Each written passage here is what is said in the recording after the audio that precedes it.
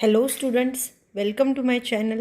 If you learn something from this video, then subscribe my channel, like it and share it. For your queries, drop your message in comment box.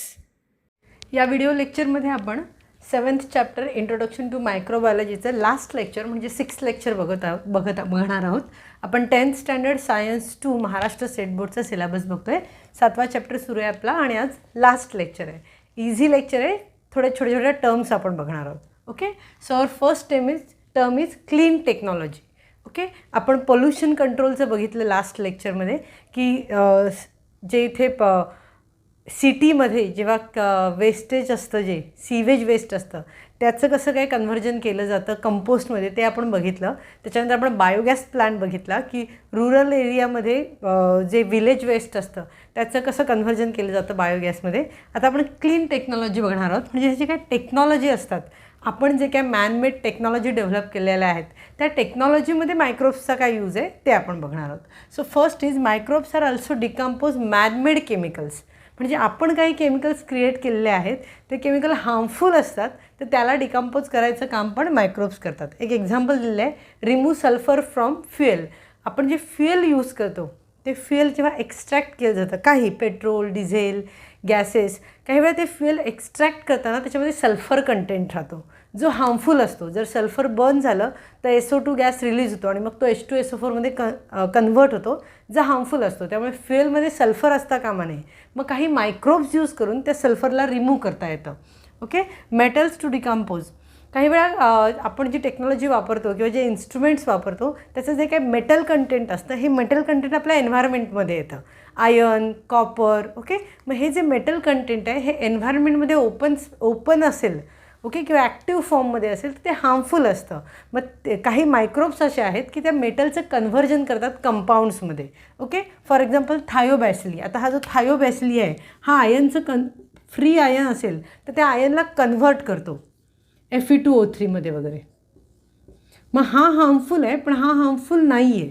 Okay, म्हणजे तुमचा जो काही microbe आहे हा free आयनला convert करतो कंपाऊंड्समध्ये. जर free ion असतील तर ते फ्री आयन आपल्याला हार्मफुल असतात किंवा आपल्या इकोसिस्टीममध्ये ते इंटरफेअर करतात, पण ते कंपाऊंडमध्ये कन्व्हर्ट झाले की ते स्टेबल होतात.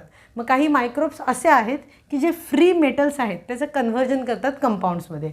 म्हणजे आपण जी टेक्नॉलॉजी वापरतो त्या टेक्नॉलॉजीमध्ये पण मायक्रोब्सचा यूज केला जातो क्लिनिंगसाठी. ओके, सो नेक्स्ट आपण बघणार आहोत ऑइल स्पिल. हे कळले तुम्हाला, that is clean technology. 2 example आहेत तुम्हाला स्टडीला. That first is fuel clean करण्यासाठी म्हणजे सल्फर रिमूव्ह करण्यासाठी मायक्रोब्स वापरले जातात. आणि सेकंड, जर मेटलचं लिचिंग झालं म्हणजे मेटल एखाद्या मशीनमधून किंवा एखाद्या इन्स्ट्रुमेंटमधून बाहेर निघाले आणि एन्व्हायरमेंटमध्ये मिक्स झाले तर त्याचं कन्व्हर्जन करण्यासाठी पण मायक्रोब्सचा यूज केला जातो. आता नेक्स्ट आहे ऑइल स्पिल.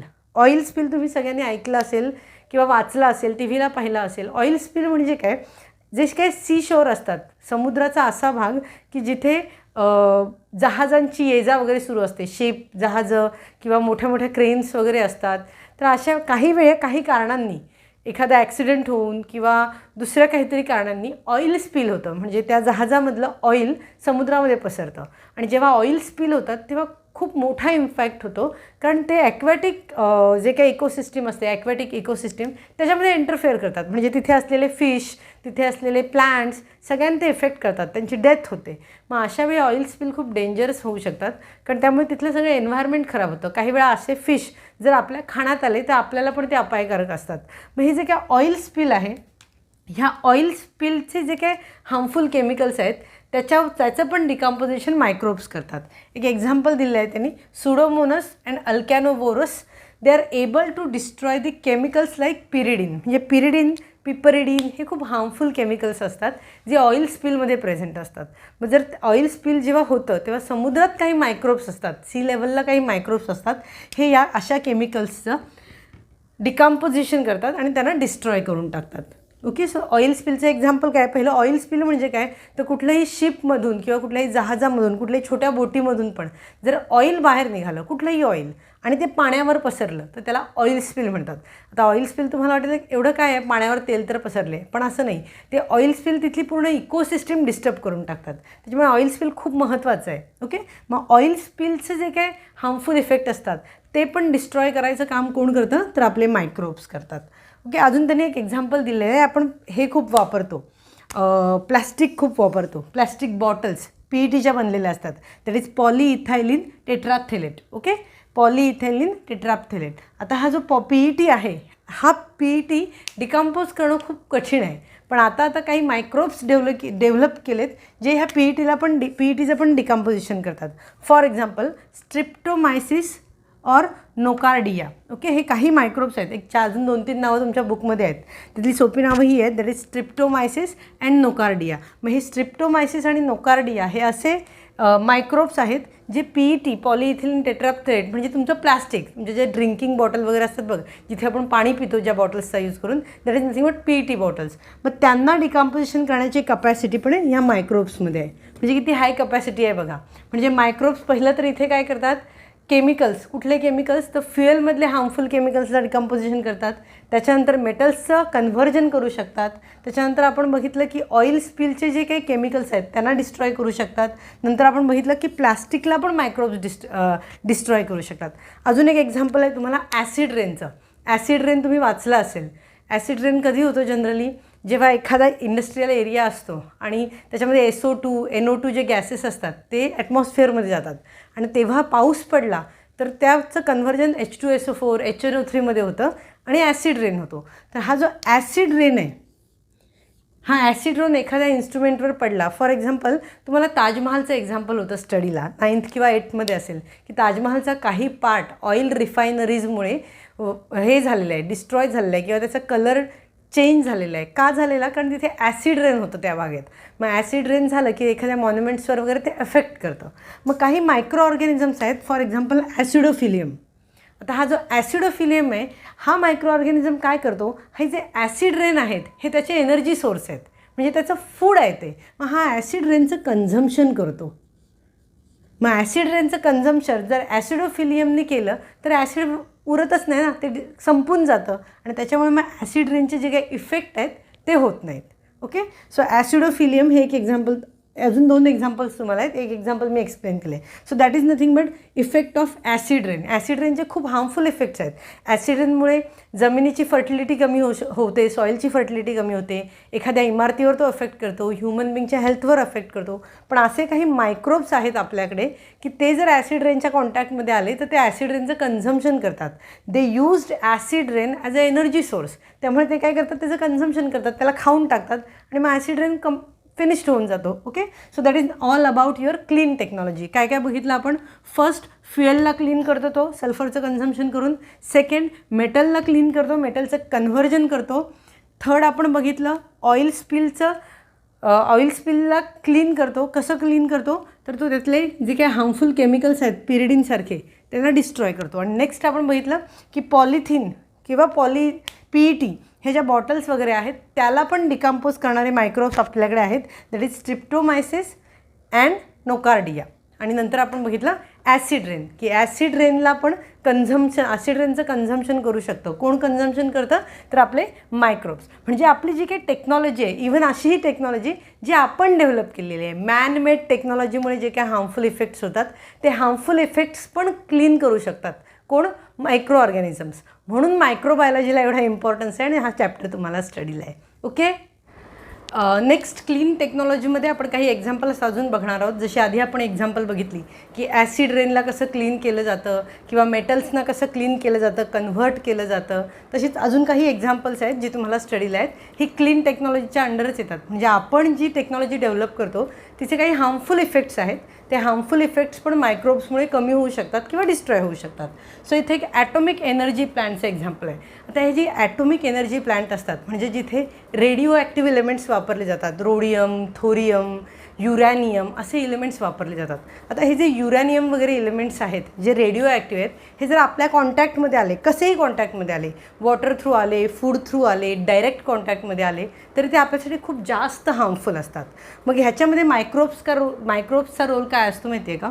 तुमच्या ॲटॉमिक एनर्जी प्लांटमध्ये जे काय वेस्ट असतं, हे वेस्ट जर वॉटरमध्ये वगैरे कंटॅमिनेट झालं तर हे जे युरॅनियमचे सॉल्ट वगैरे असतात ना, हे वॉटर सोल्युबल असतात. आणि एखादी गोष्ट जर वॉटर सोल्युबल असेल ना तर तिला रिमूव्ह करणं खूप कठीण जातं. फॉर एक्झाम्पल, मी तुम्हाला साखर दिली आणि पाण्यात विरघळून दिली, नुसती साखर दिली आणि सांगितलं आता साखर आणि चहा पावडर दिली आणि सांगितलं वेगळं करा, तुम्ही करू शकाल. पण मी जर तुम्हाला चहा बनवून दिला आणि सांगितलं साखर वेगळी करा, तर करता येणार नाही, बरोबर. मी तुम्हाला साखर आणि चहा पावडर नुसती ड्राय पोझिशनमध्ये दिली तर तुम्ही वेगळी कराल, पण मी जर साखर विरघळून दिली तर तुम्हाला वेगळी करता येत नाही. तसंच हे युरॅनियमचे सॉल्ट्स आहे. युरॅनियमचे सॉल्ट्स हे सोल्युबल जर असतील तर ते वेगळं करणं खूप सोपं जातं, म्हणजे त्यांना बाहेर काढणं खूप सोपं जातं. मग आपले मायक्रोब्स काय करतात, युरॅनियमचे जे सोल्युबल सॉल्ट असतात, जे वॉटरमध्ये सोल्युबल असतात, त्यांना इनसोल्युबल बनवतात. Okay, so salts of uranium get converted into insoluble salt. एक एक्झाम्पल दिले त्यांनी, दॅट इज जिओबॅक्टर. म्हणजे जिओबॅक्टर नावाचा एक मायक्रो ऑर्गॅनिझम आहे. तो काय करतो, युरॅनियमचे जे इनसोल्युबल सॉल्ट आहेत, सोल्युबल सॉल्ट आहेत, त्याचं कन्व्हर्जन करतो इनसोल्युबल सॉल्टमध्ये. मग एखादी गोष्ट एकदा इनसोल्युबल असेल की आपण फिल्टर करून पण तिला वेगळी करू शकतो, कारण ती इनसोल्युबल आहे ना वॉटरमध्ये. मग हा एक इम्पॉर्टंट रोल आहे कुठला, ॲटॉमिक एनर्जी पोल्युशनचा. म्हणजे जिथे ॲटॉमिक एनर्जी प्लांट्स असतात तिथे जे ॲटम्सचं पोल्युशन होतं, स्पेशली रेडिओ ॲक्टिव्ह ॲटम्सचं, त्याला डिक्रीज करायचं काम पण कोण करतात, तर आपले मायक्रोब्स करतात. आपण चॅप्टर कुठला बघतोय, मायक्रोबायोलॉजी, म्हणजे आपण मायक्रोब्सचा स्टडी करतोय. Okay, so that is one of the best use of micro organisms or our microbes. Next त्याने सांगितलं आहे इनॉक्युलंट ऑन सीड. ओके, हे जे काही बी असतात कुठल्याही वनस्पतीचे, मी हे कापसाच्या बीचं ऐकलेलं आहे. कापसाच्या ज्या बिया येतात, जिथे कॉटनची लागवड केली जाते, कापसाची लागवड केली जाते, त्या कापसाच्या ज्या बिया असतात, सीड असतं, त्याच्यावर इनॉक्युलंट स्प्रे केले जातात. हे इनॉक्युलंट्स म्हणजे मायक्रोब्सच असतात. जसे अँटीबायोटिक्स असतात तसे इनॉक्युलंट्स असतात. ह्या इनॉक्युलंट्समुळे काय होतं, त्या सीडमुळे जे प्लांट क्रिएट होतं, त्या प्लांटची न्यूट्रिशनल व्हॅल्यू वाढलेली असते आणि क्वालिटी असते, ती क्वालिटी पण बेस्ट क्वालिटी असते. एक एक्झाम्पल दिलं आहे त्यांनी, दॅट इज ॲझिटोबॅक्टर. आता हा ॲझिटोबॅक्टर काय करतो, जेव्हा ह्या ॲझिटोबॅक्टर ह्या सीडवर टाकला जातो, ओके, तेव्हा तो सीडची क्वालिटी पण इम्प्रूव्ह करतो आणि न्यूट्रिशनल व्हॅल्यू पण इम्प्रूव्ह करतो. म्हणजे त्या सीडपासून जे प्लांट क्रिएट होतं त्याची न्यूट्रिशनल व्हॅल्यू पण वाढलेली असते आणि क्वालिटी पण वाढलेली असते. ओके, इव्हन दो असेही काही मायक्रोब्स आहेत की ज्यांना स्प्रे केल्यावर ते जे प्लांट असतं त्याच्यावर कुठला डिसीज येत नाही. आपण म्हणतो नाही का, पिकावर रोग आला आणि अख्खं पीक वाया गेलं. पण एक स्पेसिफिक जातीचे जर बियाणे वापरले ज्यांच्यावर हे मायक्रोब्स स्प्रे केलेले असतात, तर त्या प्लांटला कीड वगैरे लागत नाही, कुठली कीड लागत नाही किंवा कुठला डिसीज होत नाही. So that is all about your inoculant on seed. म्हणजे सीड आपण जनरली काय करतो, एखादं प्लांट मोठं झालं की त्याच्यावर फवारणी करतो, पण आता न्यू टेक्नॉलॉजी काय सांगते, त्या बीवरच फवारणी करा. त्या बीवरच फवारणी केली की ते प्लांट असं क्रिएट होईल की त्या प्लांटवर कुठलीच कीड लागणार नाही, त्याची न्यूट्रिशनल व्हॅल्यू पण वाढलेली असेल आणि क्वालिटी पण वाढलेली असेल. ह्याचं एक बेस्ट एक्झाम्पल तुम्हाला दिलेलं आहे, दॅट इज नथिंग बट ॲझिटोबॅक्टर. ॲझिटोबॅक्टर जर तुमच्या बीवरच, सीडवरच टाकलं तर ते प्लांट बेस्ट क्वालिटीचं येतं, त्याची न्यूट्रिशनल व्हॅल्यू पण वाढलेली असते. नेक्स्ट आहेत पेस्टिसाइड्स.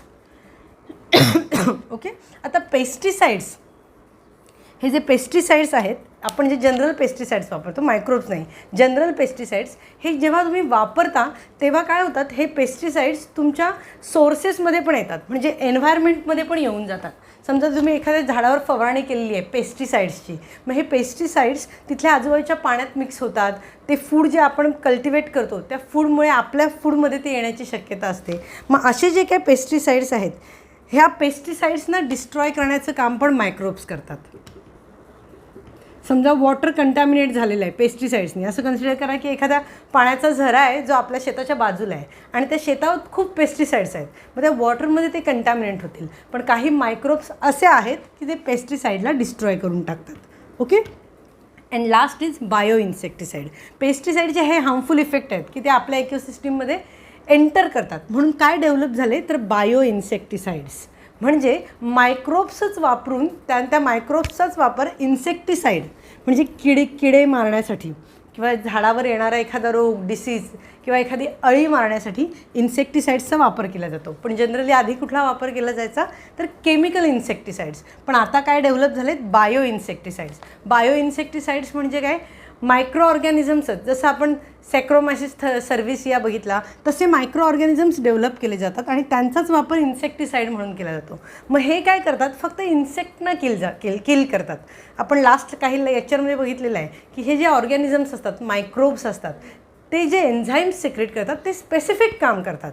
म्हणजे त्यांना जर कीड मारायला टाकले तर ते कीडच मारतील, ते प्लॅन्टला मारणार नाहीत. कळलं. So that is all about your bio insecticide. So bio इन्सेक्टिसाईडचे जे काही हार्मफुल इफेक्ट आहेत, म्हणजे जनरल इन्सेक्टिसाईडचे जे हार्मफुल इफेक्ट आहेत हे बायो इन्सेक्टिसाईडमध्ये दिसत नाहीत. म्हणजे बायो इन्सेक्टिसाईड आपल्या बॉडीला हार्मफुल होणार नाहीत, ते आपल्या सोर्सेसमध्ये जरी आले तरी डिग्रेड होऊन जातील किंवा ते दुसऱ्या केमिकल्सना डिग्रेड करतील, प्लांटला कुठला हार्मफुल इफेक्ट देणार नाहीत.